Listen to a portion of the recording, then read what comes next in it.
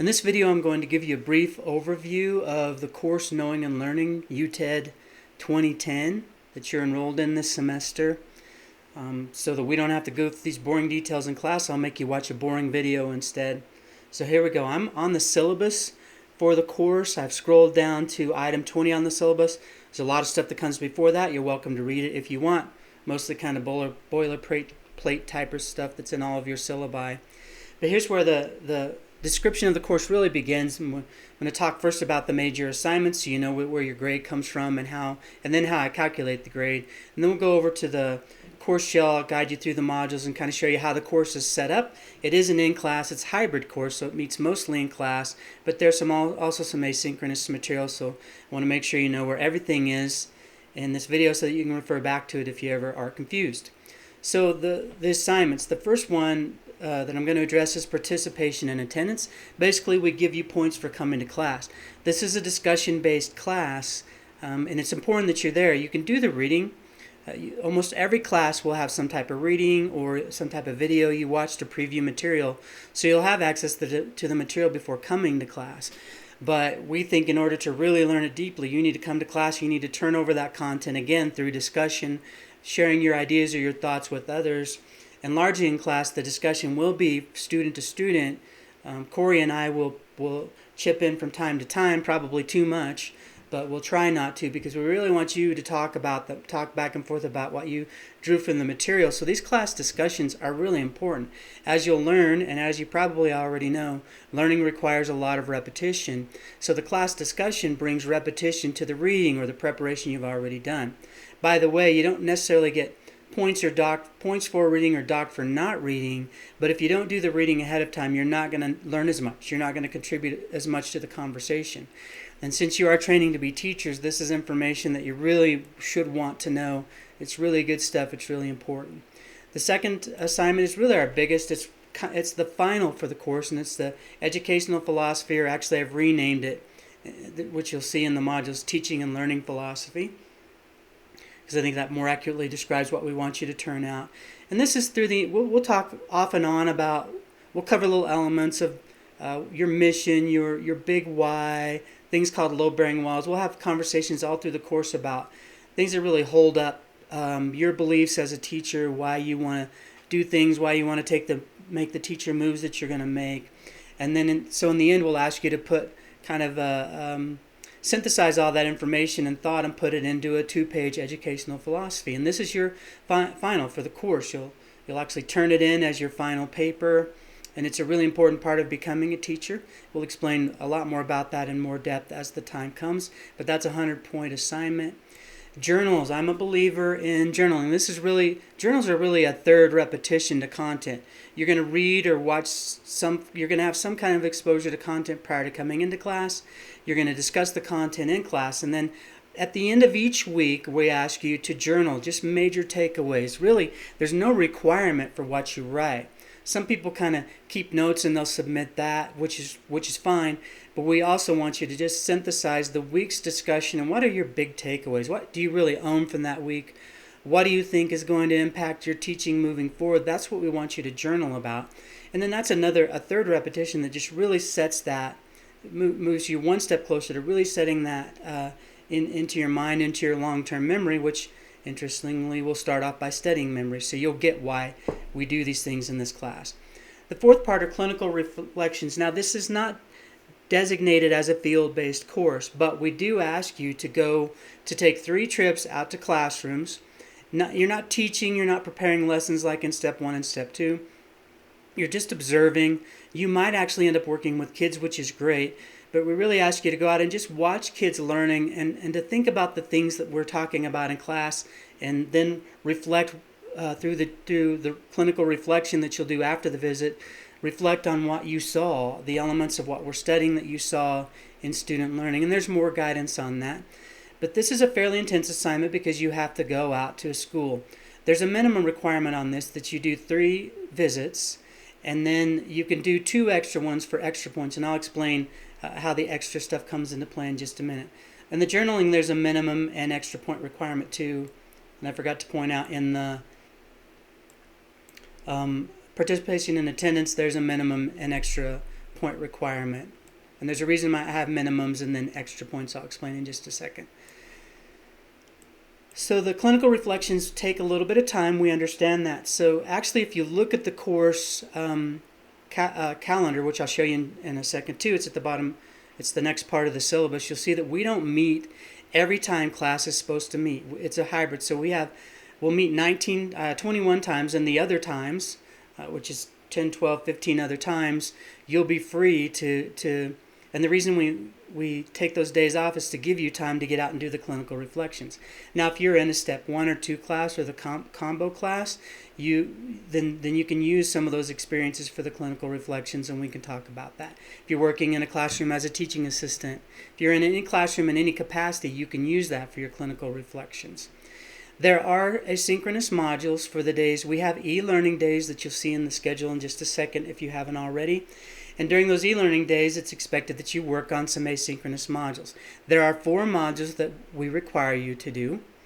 And then we have optional asynchronous modules. There are 3 you can choose from. You don't have to do any of them. You can do all of them. It just depends on the grade you want to end up with at the end, which I'll explain in a second. So asynchronous work is contained in asynchronous modules. One big assignment is a mission vision elevator pitch. Towards the end of the semester, we'll have you write a mission vision, which is kind of a big why statement that helps you get a start on your teaching and learning philosophy. And it actually is just a 2 to 3 sentence statement at most, but it takes quite a bit of time to write because it's a thinker. It's a really important statement. And then the last day we meet in class, we ask you to give an elevator pitch, which could be this mission or vision, but it could be an extended version of it, but it's still a shortened version of your philosophy.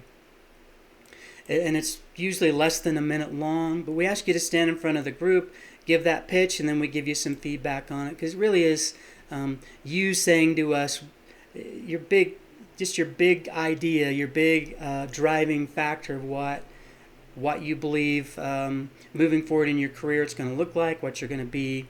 We'll explain that in more detail when the time comes. You see total points. You're required to get a minimum of 790 points for a B. It takes a B minus or higher to move forward in our courses. I only give A, B, or C. That's why there's a B there. The maximum points you can get are 1,020, so there's a pretty good gap in there. The goal, I think, is an A. You don't want to get a B in this class. You want to save your B's and C's for your difficult math and science classes, and there's a range of scores. Now, the reason I do minimums and maximums, the minimums will basically get you this B. And then to get to the goal, you'll need to do extra things. So the extra pieces there are choice. So maybe you love the clinical reflections, so you want to go visit schools the maximum amount of times. So you'll get part of the extra 110 points you need to get an A by doing clinical visits. Or maybe you like the journaling, so you do all the journaling. Anyway, there's some optional extra assignments that can help you cover this other ground. And of course, you can go right up to the maximum 1,020 if you want to. But since you only have to get 1,020, 900, both are A's. Since you only have to get 900, then you can choose a few of them that you don't do. So there's some choice in there. And again, if you have questions on any of this, we'll answer questions the first couple of days of class. The schedule of learning you'll want to look at, it matches the modules that are in the Canvas shell that I'll show you in a second. But you'll notice the first 6 weeks or the first 5 weeks we're meeting every day. In week 6 we have a week where we meet one day and we have an e-learning day. Then week 7 we meet both days. And then from week 8 on, we're only meeting one day a week on Tuesday, and the second day, Thursdays, is an e-learning day. That's again to give you time to get out into schools, to work, and also to work on the asynchronous content modules. I just think asynchronous modules are good. Students learn when they're doing the lifting, which is something we'll talk about in this class. And if you're doing asynchronous learning, you're doing 100% of the lifting. So we do a little bit of that in this class, which you'll see in the modules. Now I'm in the Canvas shell. I'm in the modules section. You see that I've laid out the modules week by week. They're not all open to you, so you won't be able to see them all. But it's really easy to access content this way. If you open up the week's info, you'll find out what articles to read. There are some, as you're reading the articles, there are usually some prompts, Like this is a good example. Here's where I start to give you some prompts like, how does technology affect the brain?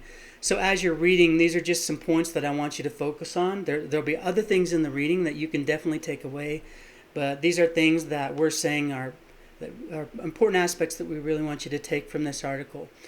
At any rate, every day, every week, you'll see that same info. You'll also see, like in this case, week 1 looking forward. Week 1 looking forward is just a preview of what's coming up in week 2. Right now I have weeks 1 and 2 open, so basically if you open week 2 info, you're going to get the same thing as week 1 looking forward. It seems redundant, but I want to make sure there's plenty of opportunities to get what you need. Each week you'll see a journal. That's where you open up and you do you journal your major takeaways for the week. This does not have to be a long posting. It can be 3 or 4 sentences. It can be a few paragraphs, just really however you process information. If you're not, like in the first couple of weeks, if it's not adequate, we'll respond to you and say, oh, we need you to draw it a little more. The most common comment will be is if you're just making statements that you read, if you're just reciting sentences or phrases that you read, I'm going to say, okay, that's fine, but I want to hear what you think about it. We really want to hear your thoughts in these journals. So, not hard. It's not a hard assignment. It's just another repetition. It may require a little bit of thinking. And each week you'll also have, if there's an article or a video to read, it'll all be contained in that week. So everything for the week that you need will be in each week's module. So it's pretty simple. So you go through all the week's modules set up exactly the same, no variance there. Here's a module on the teaching and learning philosophy. When we get to that, that's all the material you'll need and information you'll need to complete that assignment. Clinical experiences module, there is a document that here are guidelines, but there's a document that you can open up for each visit that you take. So 3 are required, 2 are optional. So you'll open these up, and this is where you'll write your reflection on the observation experience. Here are asynchronous modules 1, 2, 3, and 4. These are required, and they are assigned throughout the semester, so you'll know when you need to have them done. But honestly, you could go and do them anytime you want. But I assign them because most of them align to content we're studying in our book, How the Brain Learns. And some of these come from the Marzano book that you got. And Marzano book's a more, it's a technical trade book, so it has skills and strategies, where the Brain book has more theoretical stuff. So the asynchronous modules will occur at times when you've already studied information, and now the asynchronous module from like the Marzano chapter will be, now here's some practical things you can do about what we've been talking about. So it's good to follow the schedule on those. And then you'll see there's the 3 optional asynchronous modules.